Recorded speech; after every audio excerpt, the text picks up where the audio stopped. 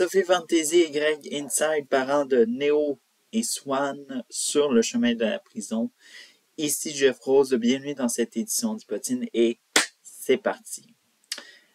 Alors donc, la famille la plus connue sur Internet en France est dans la tourmente depuis décembre 2022. Donc, si c'était très peu médiatisé au début, eh bien, ça est devenu très médiatisé depuis que les deux parents ont été, soi-disant, condamnés et tout ça. Donc, l'affaire est très médiatisée. Au départ de l'histoire, en résumé, c'est une agence matrimoniale, un peu l'ancêtre des agences de rencontres, même des applications en ligne et tout ça. Et cette agence en particulier, entre 2010 et 2014, il y aurait environ 340 hommes qui se sont fait escroquer par l'agence en question. Et bref, ce mois-ci, même pour prouver un peu la médiatisation, le Vanity Fair France consacre 8 pages non seulement sur l'affaire Eurochallenge, donc l'agence matrimoniale en question, mais aussi l'ascension sur Internet du couple de Sophie et Greg et ainsi que leurs enfants pour comment ils ont fait pour devenir la chaîne numéro 1 au thème familial. Bref, alors donc c'est tout un destin qui est devenu tragique maintenant pour cette année 2023. Alors donc, ce lundi, le tribunal de Lyon en France a donné son verdict.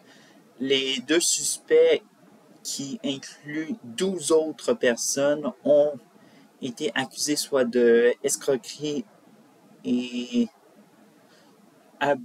abus de faiblesse en bande organisée, harcèlement moral, recel d'abus de biens sociaux.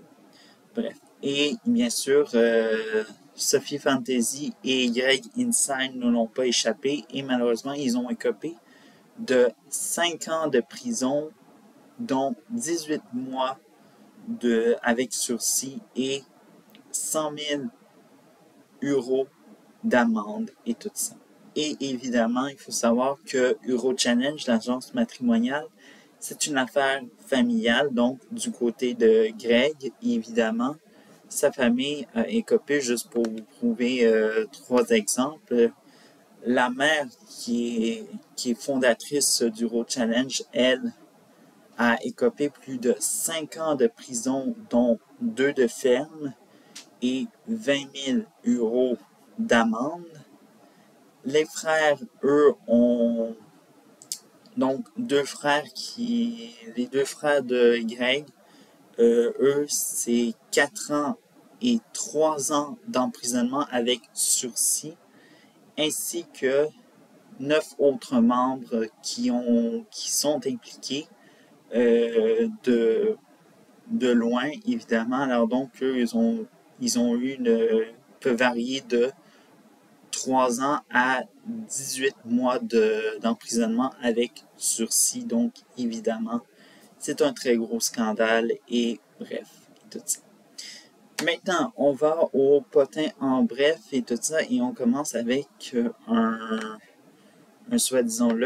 certain Mr. V qui se dévoile comme jamais et tout ça. Alors donc, le créateur de contenu français qui culmine maintenant plus de 15 ans de carrière cette année était le récent invité au balado canadien Prends un break et tout ça. Il a été question de divers sujets, évidemment, mais évidemment, ce qu'on a plus retenu, évidemment, c'est qu'il aimerait emménager au Canada, soit disons-le, pour ce qu'il a expliqué, pour mieux se ressourcer, évidemment, car il a expliqué que en France, c'était très difficile, évidemment, mais bref, il aimerait acheter une résidence pour vivre, que ce soit quelques mois au Canada, mais évidemment vivre à Outre-Atlantique quelques mois et par la suite revenir en France, bref, et tout ça. Mais également, il a parlé de projets professionnels, évidemment. Vous le savez que Mr. V, c'est quelqu'un qui s'est illustré non seulement dans la création de contenu, mais évidemment dans la musique et évidemment dans l'humour, mais évidemment, il n'a pas touché beaucoup au cinéma et il a manifesté ses souhaits de réaliser un film. Bref, alors donc, on lui souhaite bonne chance dans ses nouveaux projets et que ce souhait se réalise et tout ça.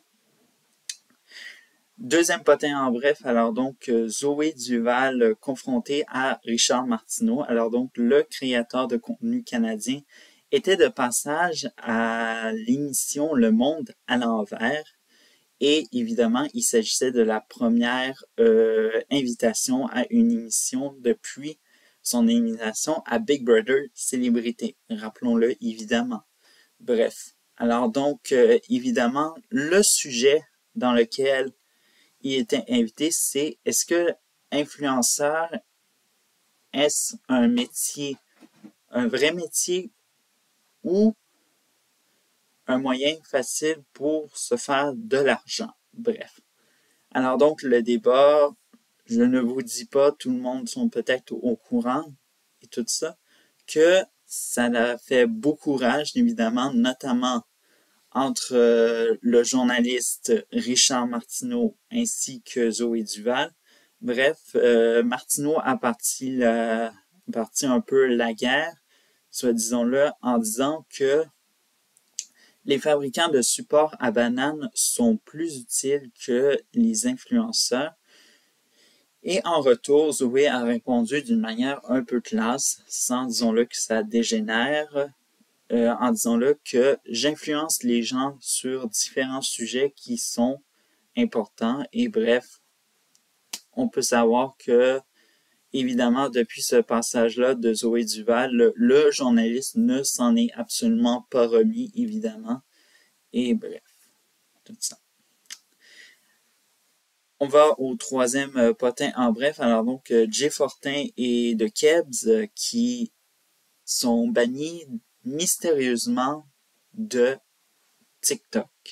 Alors donc, les deux créateurs de contenu canadiens ont été ramenés à l'ordre par la plateforme TikTok et tout ça. En effet, à cause que Jay Fortin et de Kebs ont fait la promotion d'un casino illégal et tout ça qui se nomme CBet et tout ça. Alors donc, il faut savoir que cette plateforme de casino illégal est interdite d'accès dans plus de 150 pays, ce qui inclut les États-Unis et la France, évidemment, mais évidemment, au Canada, il n'y a pas de règles spécifiques ou d'interdiction d'accès, évidemment. Et cette promotion a amené malheureusement un enfreint des règles au règlement communautaire, soit disons-le précisément à celui de la promotion de jeux hasard qui est tout simplement interdit sur TikTok et tout ça.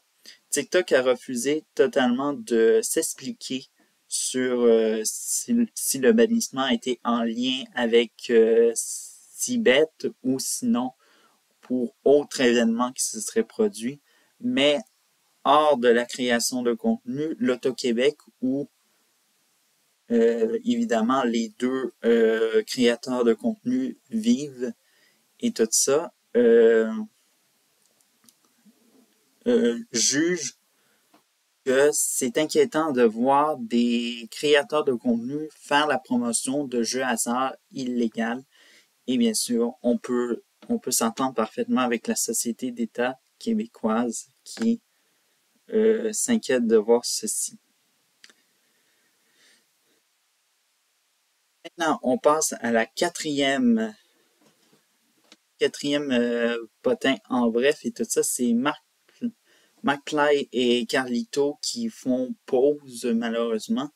Le duo français de créateurs de contenu ont annoncé qu'il fera une pause pour une durée indéterminée. Les raisons ont été mentionnées comme par exemple les vidéos hyper produites aux guests, donc invités, et aux concepts sont devenus moins intéressants vu que c'est devenu la norme de nos jours.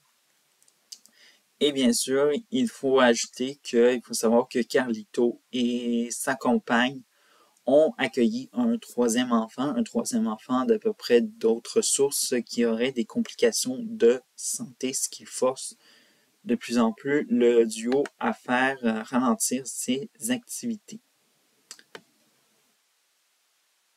Maintenant, on passe au cinquième potin en bref et le dernier, évidemment. Alors donc, une journaliste de Rebel News qui a été agressée. Alors donc, il faut savoir que c'est lors d'un reportage sur le chemin Roxham que la journaliste Alexandra Lavoie a été, disons-le, passé un très mauvais moment. En effet, c'est un chauffeur de taxi américain. La première confrontation a eu lieu à Plattsburgh, dans l'État de New York. Et malheureusement, a rapidement dégénéré une fois arrivé à la frontière États-Unis-Canada au chemin Roxham. Le chauffeur s'en serait pris non seulement à la caméra, mais aussi à la journaliste de manière physique. Malheureusement, aucun agent américain n'était présent sur place et il faut voir un peu la situation que le chemin Roxham est vraiment rendu non sécuritaire pour les journalistes. Et il faut savoir évidemment que je suis de toutes parts avec la journaliste dans sa situation, évidemment. Bref. Plutôt que j'apporte mon soutien à la journaliste en question. Bref. Donc, voilà. Alors donc, avant de vous quitter, un petit mot de la fin pour vous dire que c'est un moment, alors donc, un créateur de contenu qui célèbre 10 ans de carrière. Alors donc, il s'agit de Massy qui débutait sa carrière il y a 10 ans, figurez-vous. Et il est notamment connu pour sa vidéo Bitch du Tassoua qui est devenue virale du jour au lendemain. Mais évidemment, à part la création de contenu, il s'est illustré évidemment ailleurs, évidemment dans les télécommunications notamment à la télévision, et ce qui lui a valu notamment une nomination au prix Gémeaux dans la catégorie animation jeunesse. Voilà ce qui conclut cette édition d'Hypotine. Mon nom est Jeff Rose. Je vous retrouve mercredi prochain pour une autre édition d'Hypotine. Et abonnez-vous pour d'autres contenus intéressants.